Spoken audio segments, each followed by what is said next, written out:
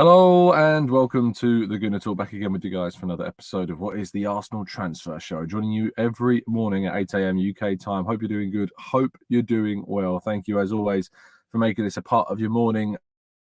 It is very much appreciated. I'm hoping that the video and audio is coming through as well as it can. I'm in not only a different surrounding, but a different car this time, which probably means that and I'm not able to use my hotspot either this time because the other half has got a very important morning this morning. She's got a big interview that she's doing. So she's taken the car and we're wishing her the absolute best of luck with that and hoping that everything goes well. She's going to smash it, so we don't need to worry about it. But it does mean that I'm in a different car as well, and I'm on the Wi-Fi of the campsite as well, which is very hit and miss. So I'm sure it's going to be a little bit blurry, but I'm hoping that the audio is the main thing, that you can hear me clearly and properly. You got 2 more shows. I'm going to be leaving on Wednesday night. I could have stayed till Thursday, but camping's just not for me. And I had the choice whether I wanted to leave late on Wednesday night or leave on Thursday. And I thought, well, if I leave on Wednesday night, it means that I can get home and do a show from my studio on the Thursday morning and have a chill Thursday as well. I've got a few things to do, so I'm going to choose that option. So on Thursday morning, we'll be back in the usual surroundings. But for the next today, tomorrow, and Wednesday, you'll continue to have to deal with me sitting in a car doing the show for you in the mornings. But good morning to everybody. Hope you're doing good and well. Let's say morning to our people joining us in regularly in the chat box. The StreamYard allows me to do so. Good morning to Paul. Good morning to Stevie, to Scott. Good morning to Jean-Louis Massabulele. Good morning to Arsenal Analysed. A fantastic channel if you're not subscribed already. PJ, good morning to you. Ans Olawale. Hawkwinds, good morning to you. Jose, Temi, Darren, Maximius, Steve. Good morning to Amira. Good morning to Tony. The Italian Stallion, and plenty more of you guys as well. Thank you, everybody, for tuning in on what is Monday morning, which means it's a brand new week, which means it's no longer the weekend, which has significance. As I say every single time, the weekends are usually pretty quiet. There was, of course, a pre-season match, which we talked about yesterday, but the weekends are usually a pretty quiet time. Weekdays, though, anything can happen. Let's see if indeed we get some big news stories dropping this week. We are expecting some. Right, let's go into the chat box and start rather into our stories, shall we? Firstly, United States drawing 2-2 with Canada in the Gold Cup. Matt Turner, though, could not be passed, could not be stopped. And his shot stopping is what has taken the US men's national team through to the next round of the Gold Cup after saving not 1, but 2 penalties and winning man of the match in total. Again, this is the second time a penalty shootout has been, or rather, saving penalties has been absolutely key for Matt Turner. I saw a tweet from Charles Watts yesterday which suggested that perhaps tactically, if Arsenal were ever in a situation whereby they're in a penalty shootout, maybe if we've got a bit of a specialist at saving penalties in Matt Turner, that we should be looking to sub him on in those scenarios. With the Champions League no longer having the away goals rule, with, of course, the domestic cup competitions that you'd expect Matt Turner to be starting in anyway, maybe Matt Turner is the choice for these penalty shootouts. We're going to have to wait and see if that turns out to be the choice. Folarin Balogun has been spotted boarding the plane to Germany with, of course, the Arsenal squad. Fantastic news to see him smiling, happy, ready to take his place on the plane and take part in what is a really important pre-season, an opportunity for a lot of players to get opportunities in this summer window and to show potentially Arsenal fans what they're capable of. It's a rather large squad that has travelled. Now, based upon the video that was released on the Arsenal Twitter page, based upon what we've seen released via Getty Images, I've compiled a list of the players that I have spotted, and I can tell you the ones that I haven't spotted. I didn't spot Aaron Ramsdale. It doesn't mean that he's not travelled, but I haven't spotted Aaron Ramsdale in any of the promotional footage. Maybe you can tell me in the chat box that you've been able to spot him somewhere. I didn't spot him. So far, the players that I've spotted are Runarsson. Believe it or not, he's back. Runarsson is back. Rob Holding, Ben White, Takahiro Tomiyasu, William Saliba, Gabriel Magalhaes, Jakub Kivior, Cedric Suarez, Zinchenko, Tierney, Trusty, Walters, Jorginho Partey, El Neni, Fabio Vieira, Odegaard, Saka, Amario Koja-Dubry, Ethan Nwaneri, Kai Havertz, Marquinhos, Martinelli, Gabriel Jesus, Nketiah, and Balogun. They are who I spotted in the video. They are who I spotted in the training, not training, but in the boarding of the plane. I know we've seen Ramsdale in training and some images back at London Colney, but I didn't include him in this list because I haven't seen him in any of the pictures or the video boarding the plane to Germany. But I look forward, hopefully, to seeing Runnison in between the sticks. That's going to be interesting. To be fair, Runnison spent some time away this season. He was away for a full campaign in Turkey with Al Anyaspor. We covered him during our loan series, and he played every single game. And he's experienced another year of football last season. Of course, before last season, rather, he was playing in Belgium, where he was a little bit hit and miss. But this season, he's been playing in the Turkish Super League. Who knows? Maybe Runnison will end up surprising us. But with Matt Turner, of course, away in the Gold Cup, he's not going to be available. With Smith Rowe having some extended holiday, if you like, as well, because of the European Under-21 Championships. He's going to be away for a little while as well. So Runnison is certainly, it seems, going to get some minutes. I didn't spot Okonkwo. Oh, I missed Trossard. Thank you to those in the chat box. Trossard is also involved. I did miss him on the list as well. So he's also available in the squads. I can add him quickly to this list. But yes, interesting to see goalkeeper-wise who gets the opportunities, because I haven't spotted Hine. I didn't spot Okonkwo. I didn't spot Ramsdale. And I didn't spot... obviously, we didn't spot Turner because he's not there. So, but that's the squad. That's who's there. So let's wait and see what happens and who gets the nod, who gets onto the plane. Tarb says he reckons he saw Miles Lewis Skelly. I'm not sure. Maybe I missed another one. But maybe I missed one or two more. But yes, potentially Miles Lewis Skelly is also there. Right, moving forwards. And moving onwards to Jurrien Timber's post. Jurrien Timber as well. We expect to be joining Arsenal. We expect to have an announcement on this very, very soon indeed. Jurrien Timber, of course, has been, well, he's been absolutely fantastic for Ajax, let's say, and he's been fantastic in kind of giving us an indication, if you like, of what we might expect him to look like in an Arsenal shirt. I think an Arsenal fan's edit has made it onto Jurrien Timber's kind of post, which is kind of really strange. I can't remember who it was, but I saw the tweet that went out suggesting that their post had been kind of used in this situation as well. Reece Nelson is also on the plane. I just see in the chat box. You see, this is why I defer to you guys. You guys are better than me at this. Though Noel saying Lewis Skelly is 100% there, and also Nelson is also making his place on the plane. I think I did see Nelson actually board the plane in the video. So yeah, you see, when you're doing these shows and you got 20 minutes to put everything together, when you're working on limited Wi-Fi and blurry videos as well, I'll tell you what, that video of the players getting to the plane was blurry as hell for me. Trying to use the Wi-Fi here. So do forgive me if there's any mistakes in that as well. But Jurrien Timber's goodbye message on the screen there, and it looks like he's going to be announced very soon. Declan Rice is expected to be announced as an Arsenal player this week. Very much looking forward to seeing this, of course, announced as well. This is a huge moment for Arsenal. It's a huge moment for the club, a huge opportunity, of course, for Arsenal to hopefully see their record signing in the colours of our beloved club. But we can hope that that's going to be the case. We can hope that we're going to get one of the best, the best announcement video we've ever seen. Keep those fingers crossed, people. Keep those fingers crossed that this week, maybe early this week, maybe today, we start seeing some announcements. I feel as though the Timber announcement could be today. I don't know that, but I feel as though the Timber announcement to stay as well.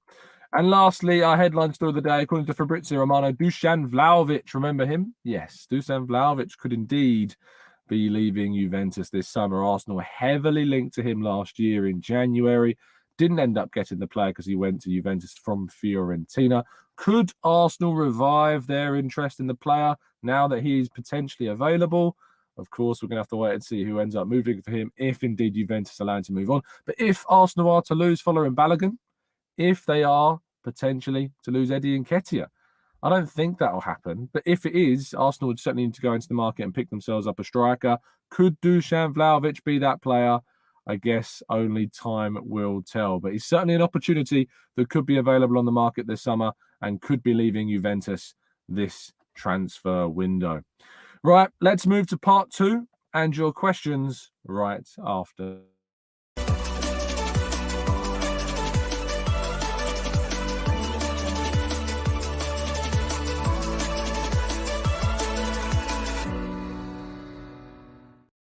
Right, into the chat box then, and I'm seeing a lot of people not too keen on Vlahovic. James says no to Vlahovic. Matt says no to Vlahovic. Not keen at all, it seems, on signing the Serbian international. Tyrell, though, says yes, bring him in. And Jose pointing out Juventus are not in Europe this season. Let me tell you, of course, if you haven't already donated, if you're based in the UK, go to the link in the description. Keep continuing to help us with our Cancer Macmillan support special challenge that we're going to be doing at the end of this month. 72 holes. We've raised £1,154 so far out of our £1,000 target. So thank you to everybody that's continued to donate. We're very much looking forward to taking part in the competition and in taking part in this brilliant cause. So thank you to everyone indeed. Right. I'm going to use a Q&A slide because the Wi-Fi is not great. So you're not going to have the big version of my face on the screen anyway. My head's so big, it looks massive on that tiny little corner screen anyway.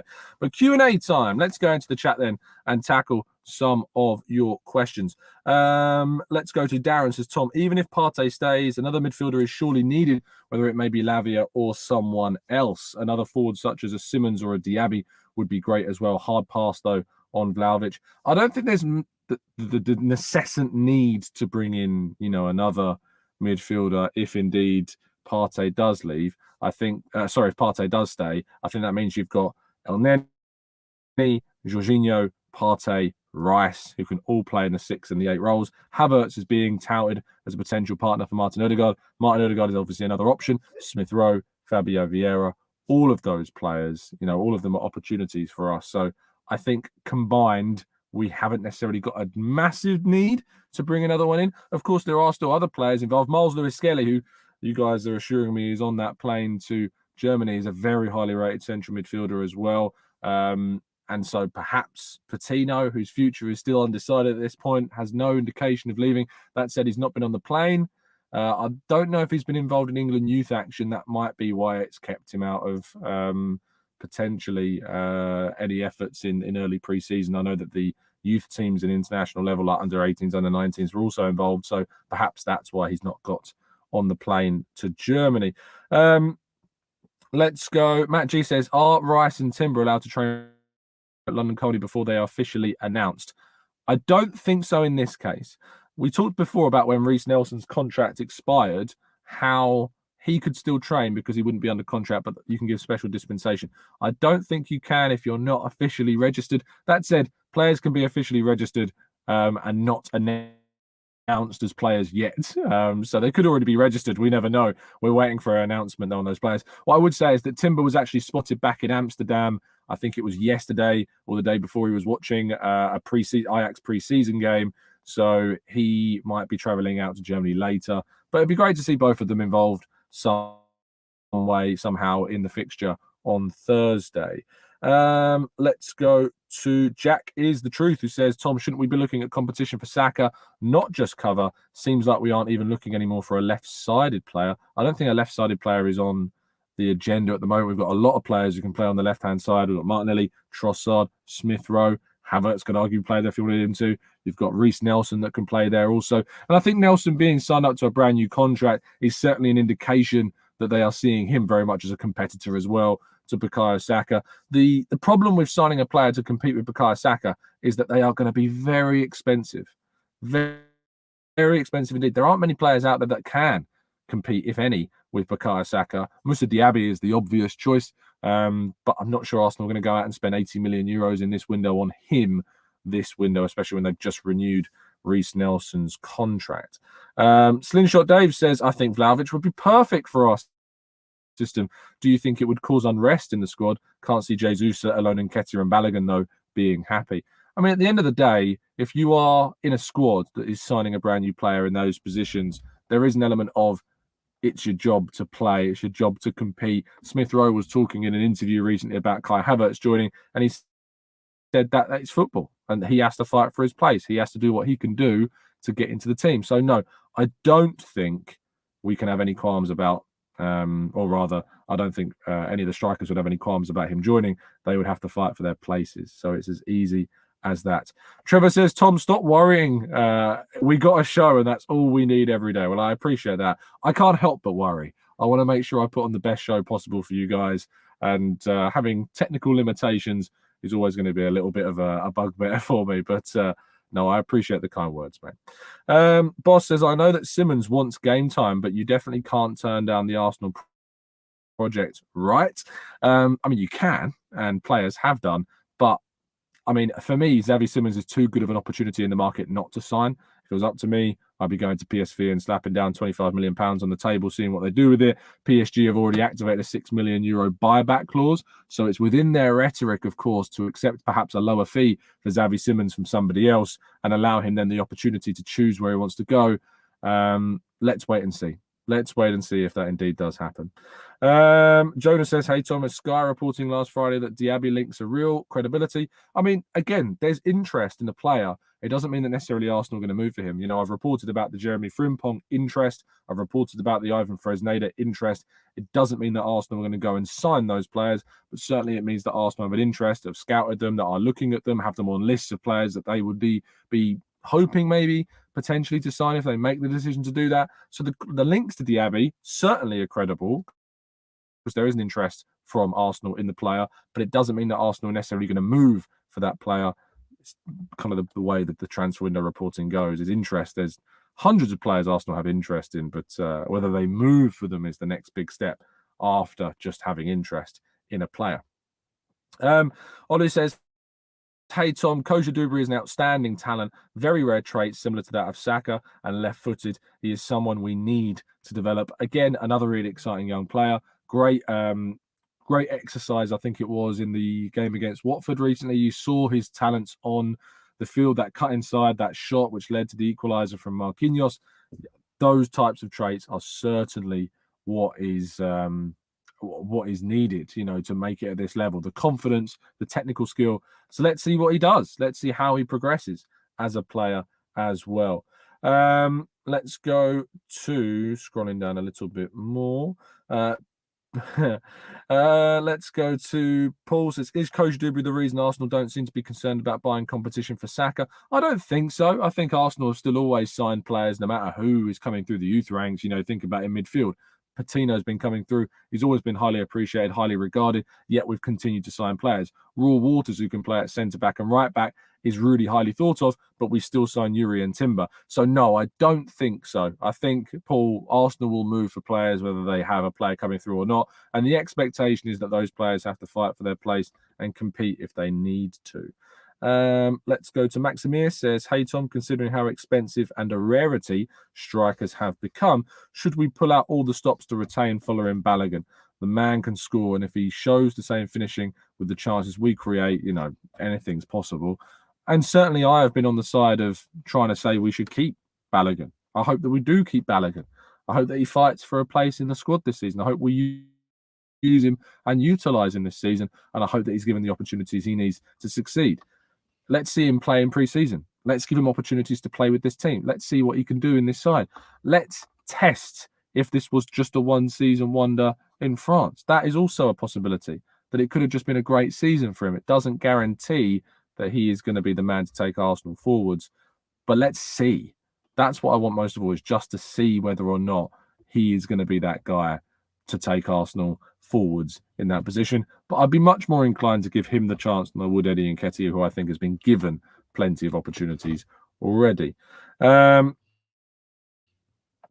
says, would you be interested in taking Frenkie de Jong? Would be a perfect replacement for Xhaka, world class, perfect age for his squad. Would love your thoughts. I would love to see Frenkie de Jong in an Arsenal shirt. Problem with that is that he's always seemed very keen on staying with Barcelona, so I don't and can't foresee Arsenal coming in and signing Frenkie de Jong. I can't see that happening. I can't see him wanting to make a move to England. He's never seen that keen on leaving Barcelona, and I don't think that has changed. So if Arsenal move for him, it would be a big surprise, but I absolutely would take him, but I don't think it's a realistic potential signing. Alex says, smash the like buttons, people. Look at the effort Tom makes every day. If anyone deserves, surely it's him. Thank you, Alex. I appreciate that. If you can drop a like on the video, it would be very much appreciated, especially while I'm out here getting up at ridiculous o'clock in the morning, despite being on holiday, to put a show together for you. It would be very much appreciated. If you're listening to us on iTunes or Spotify, please, of course, leave a 5-star rating and a review on iTunes as well. I tell you what, we had a rating brought down. One of the people said I talk too fast. I noticed that. I had a look through our reviews. I hadn't done that in a while. Someone said I talk too fast. I'm sorry if I talk too fast. I have to get a lot of information out very quickly. But to take it down to 3 stars, I thought that was harsh. But hey, who am I to judge? But if you can start leaving some 5-star reviews on iTunes, let's bring that rating up, please. That'd be fantastic. Let's go to Seb says, Tom, here in the US, there is a fair bit of chat concerning Matt Turner not getting enough game time, given that he is the US #1. I know it's not realistic at Arsenal, but what are your thoughts? Seb, I think that it's a really important point to talk about regarding Matt Turner's future. For me, I think that Matt Turner is showing for the US and in his short starts for Arsenal that he's capable of playing more minutes. And I think if I was Matt Turner, I would give it this season. And if he's not given enough minutes that he feels is getting enough game time, he's nearly 30, I think now. You need to be looking at making a move. I think he needs to be looking at moving elsewhere. If you're a club like Arsenal, a club like City, a club like Man United, Liverpool, etc., if you're a number 2, your lifespan at a club should be relatively short unless you're way into your senior years as a footballer. And for me, Matt Turner should be looking to move on next summer and looking to get more game time. And that's fine for Arsenal because Arsenal can go out and replace Matt Turner. They could bring through a Conquo to be their number 2 or Carl Hein or Runnison. Who knows? I doubt it. But they've got players there. They've got options. And because of that, they ultimately need to make sure that they are covered. But for Matt Turner's position, I absolutely think that we need to be looking, or he needs to be looking at moving on next summer. And Arsenal will therefore need to be looking at bringing in a replacement if they've not already got one at the club.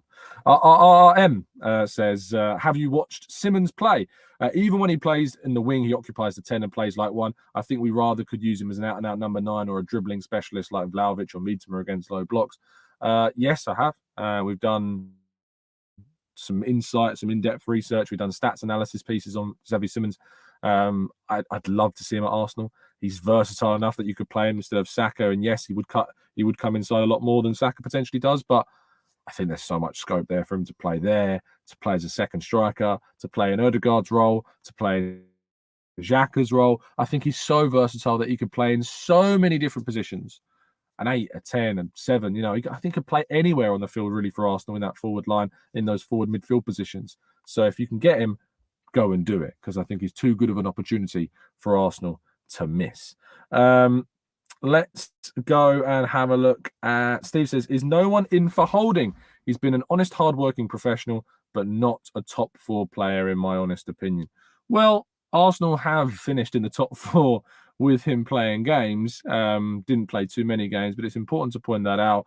What I do think is that with Rob Holding is that he's a player where I think that you'll see him, if he does move, towards the end of the window. I think that's when you're most likely to see him play. I'll tell you what, though, I'm really, really keen to see Austin Trusty play over this tournament, over this pre-season. If indeed he doesn't move before the US tour, he's with the players. He's going to be in Germany. He hopefully will get some minutes playing in an Arsenal shirt.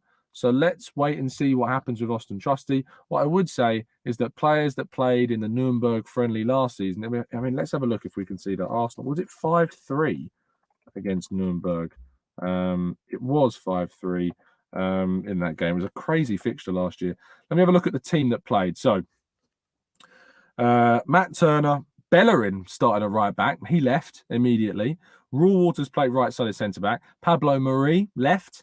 He went to Monza. He played left-sided centre-back. Kieran Tierney started at left-back. Lokonga and Maitland-Niles were playing in the midfield. Maitland-Niles left for Southampton, of course, for the season. Nicola Pepe started at right wing. He left. He went to Nice for the season. Smith Rowe, Nelson, and Nketiah were the other stars. And then on the Arsenal bench that day were Gabriel Magalhaes, Gabriel Jesus, Gabriel Martinelli, Cedric. Cedric, of course, stayed and then left in January.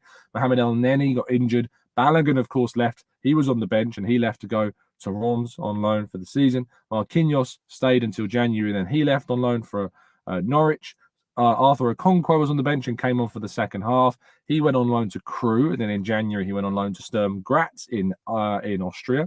Salah Eddinu Ladham Hand also came off. He went on loan to Hull before being recalled later on that season. Charlie Patino came off the bench.